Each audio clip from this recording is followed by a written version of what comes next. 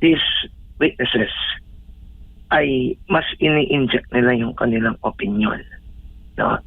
If they are biased against the Vice President or not, we don't know.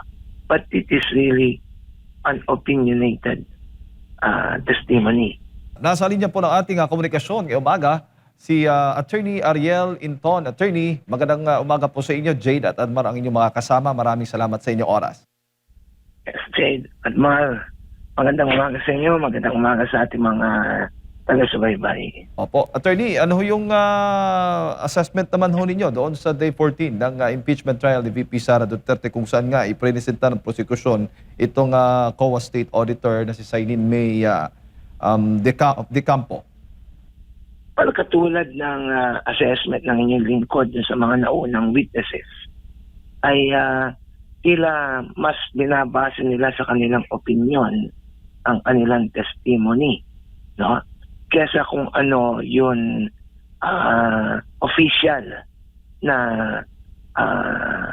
stand ng kanilang ahensya na kanilang nire-represent. Tulad po ng sa COA. Kung yan yung mga sinasabi niya, yan naman hindi lang naman sa kanya tumigil. Yan pinasa kung sino man yung mas bossing niya. No? But despite that, may unqualified opinion, no? Ang COA sa sa Office of the Vice President, di ba? So, yun ang tingin ng inyong lingkod. These witnesses ay mas ini-inject nila yung kanilang opinion. No? If they are biased against the Vice President or not, we don't know.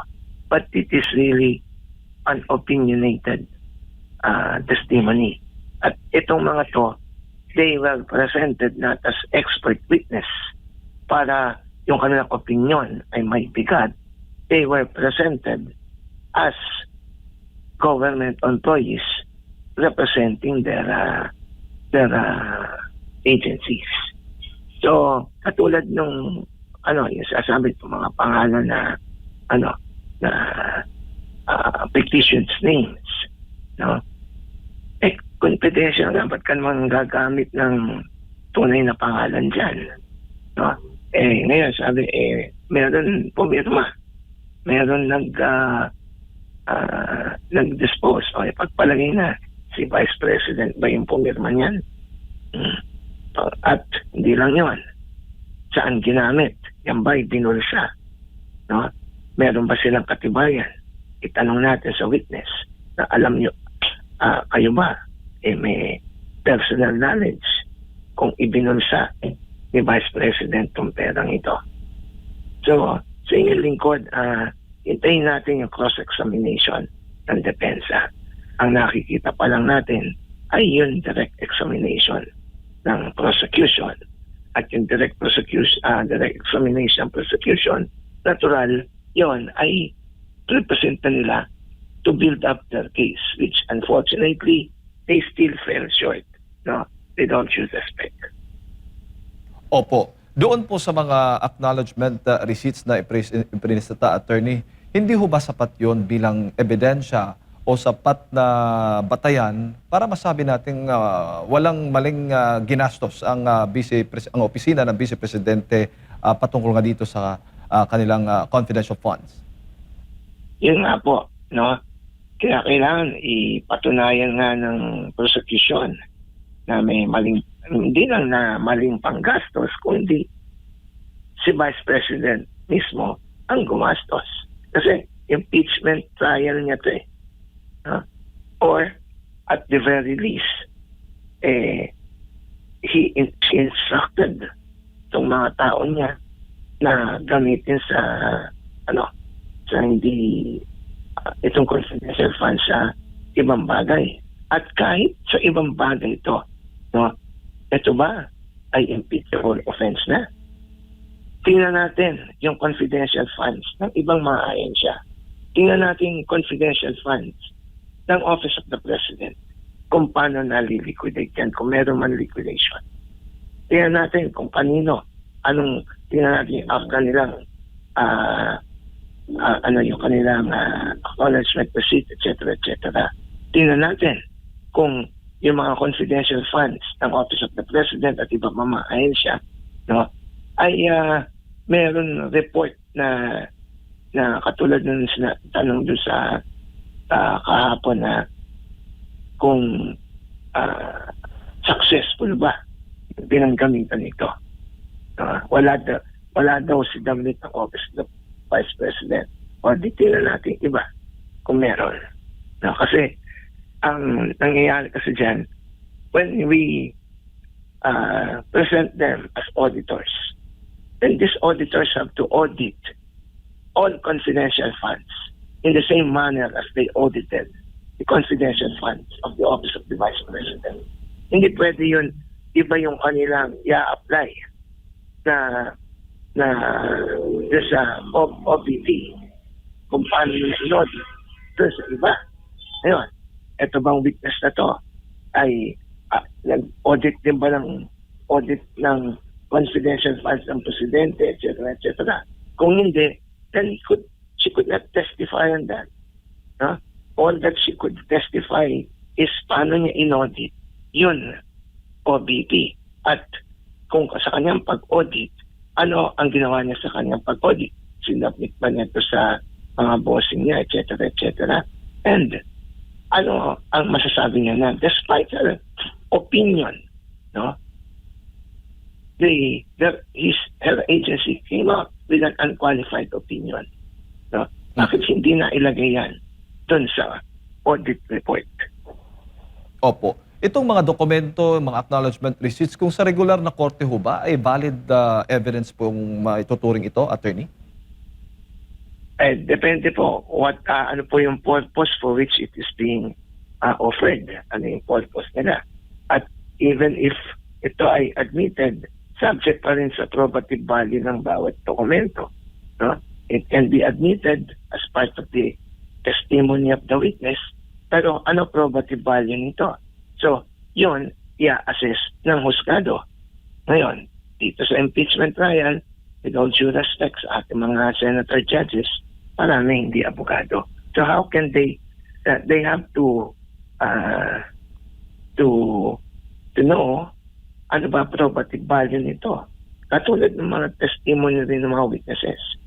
No, na hindi porque sinabi niya ganito ganyan, ayon sa kanyang paniwala o sa kanyang opinion, ebidensya na may probative value na to convict the Vice President.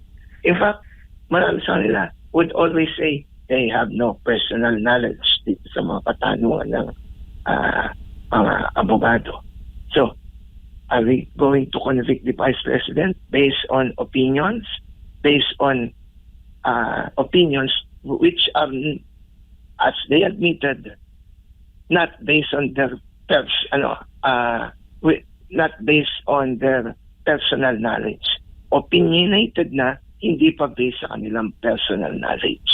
So, are we going to convict the Vice President sa ganito?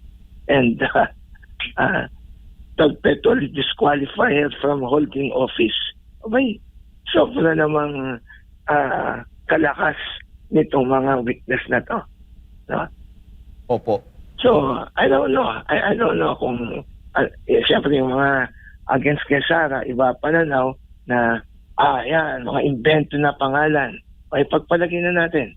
Tingnan nga natin yung confidential fund ng Presidente at ng mga iba na ahensya. Kung anong pangalan ang ginagamit nila doon. Hindi pwede na ina-apply lang natin yung kay Vice, pero pagdating sa iba, hahayaan na natin. Samantalang pareho lang naman ang kanilang ginagawa. Opo. At malinaw po yun doon sa kanilang joint circular, attorney, na hindi naman po pinagbabawalan ng paggamit ng mga code names o mga alias, lalo na ito confidential paggamit sa confidential funds. Tama nga po. Pero kapag nakita niyo sa, hindi naman lahat ng media, no? With all due respect sa ibang media, tingnan niyo kung paano sila mag-treatment ng kanilang balita doon. No? Ang kanilang mas binibigyan ng diin, yun, mga fictitious names. As if when you use a fictitious name, there's already graft and corruption. Yun kagad ang, yung angulo nila. It should not be the case. No?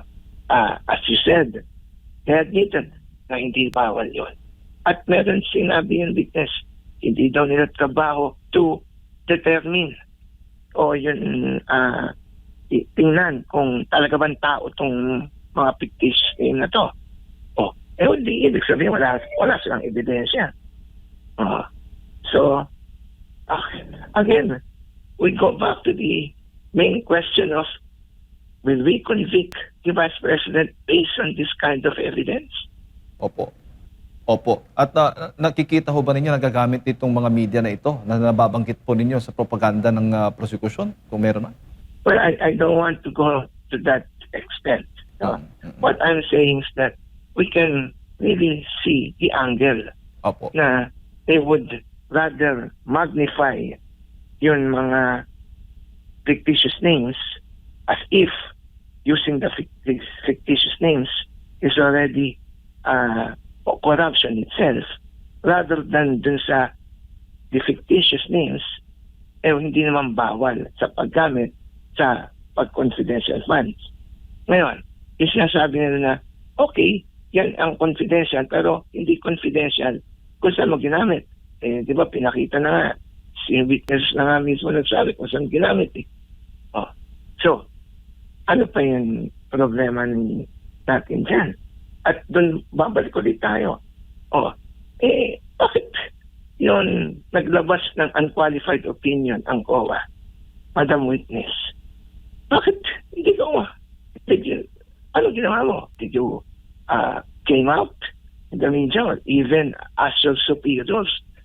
Sir, ma'am, bakit unqualified yan? Pero ito, may mga findings ako.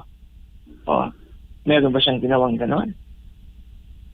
Opo. So, assuming na yung bang kanyang findings will prevail over the overall audit report of the COA.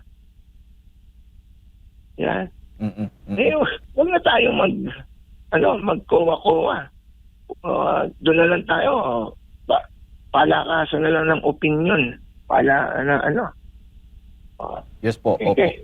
Yun ang problema natin dito. Masyadong opinionated yung mga witnesses. And yet, they will say, I have no personal knowledge. So how did you create an opinion when you have no personal knowledge? Opo. Bago ko lang ipasa kay Partner Admar, attorney, isa din po sa mga nakita, hindi pa pala pinal yung report niya. Baga ongoing pa yun, attorney. Sa tingin... Kaya ngayon, yung mga report niya was before the release of the unqualified opinion. Yes, oo. Ibig sabihin, inassess na yung opinion niya. Inassess niya yung report niya. And perhaps, her superiors do not agree with her. Opo. Pero bakit pinapayagan ito ng impeachment court? Wala na silang witness na iba . So kaya nga yun ang sinasabi natin na I hope the senator judges will know the distinction between admitting this as evidence and ano yung talagang probative value nila itong mga evidence to. No? Meron bang probative value to? Because the impeachment court, as you said, may allow the addition of this evidence as part of the testimony of the witness. Pero, yun, pagka nag-formal offer na sila ng mga dokumento, yung probative value ba nito ay sapat na to convict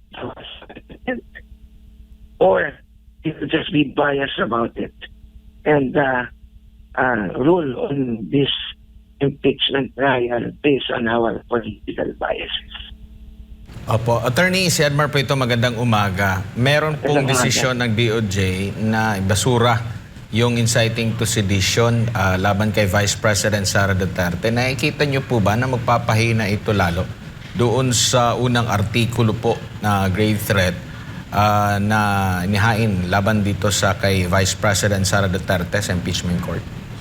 Well, maaaring gamitin ng depensa yan na na walang inciting to sedition. Yung naman, maaaring mag-motion for reconsideration dun sa resolution. But I don't think na babaliktad yun DOJ dyan sa kanilang resolution na yan kasi talaga naman walang inciting to sedition dyan. Napaka-simple ng issue dyan na there is no nothing would support a case for inciting to sedition. Hindi, they would not attain a reasonable degree of conviction para isampa yung kasong yun. Kaya tama lang i-dismiss yun. Opo. Sa tingin niyo po ba makatarungan at naayon sa due process yung nabanggit po ng isa sa mga witness ng COA na inamin niya na mula doon sa AOMs na unang kanyang assessment, hindi na siya dumating o naglabas ng notice of suspension, bagkus diretso na sa notice of disallowance dahil sa meron siyang narinig or nalaman doon sa sinumpaan, doon yata ito sa hearing sa Kamara na inaamin daw ng mga tauhan ni Vice President Sara Duterte yung paglilipat ng pondo, illegal daw ito.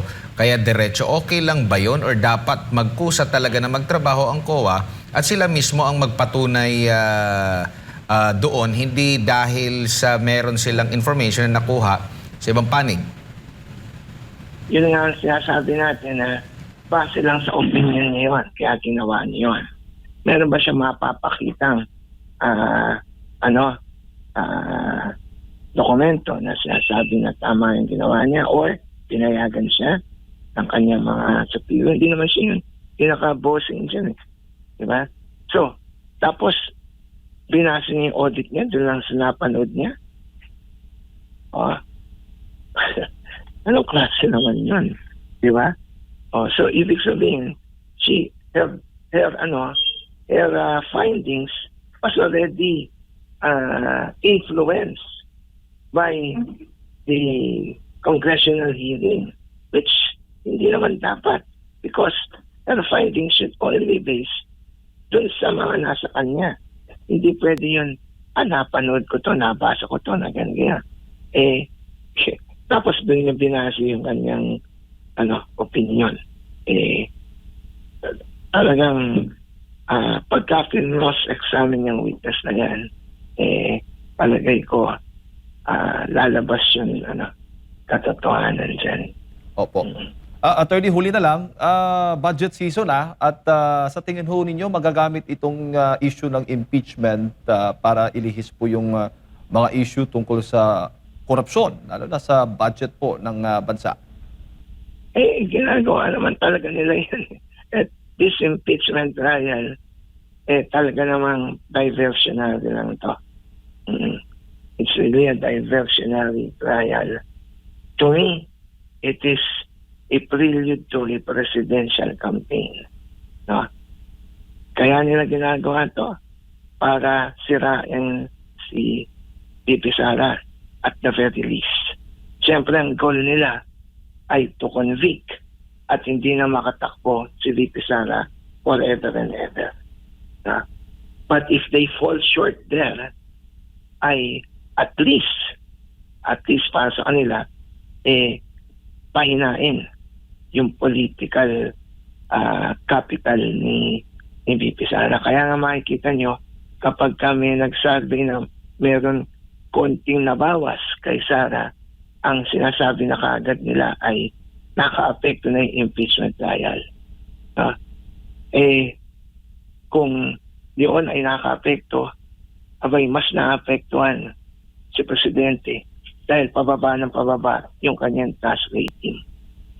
So, if there is really an effect, the effect is more to the President than to the Vice President. Alright. Attorney, maraming salamat po sa inyong oras. Good morning po sa inyo. Magandang umaga po. Ayan po mga kababayan, si Attorney Ariel Inton ang ating nakasama. Napakinggan po ngayong umaga kaugnay nga ng impeachment trial ni VP Sara Duterte.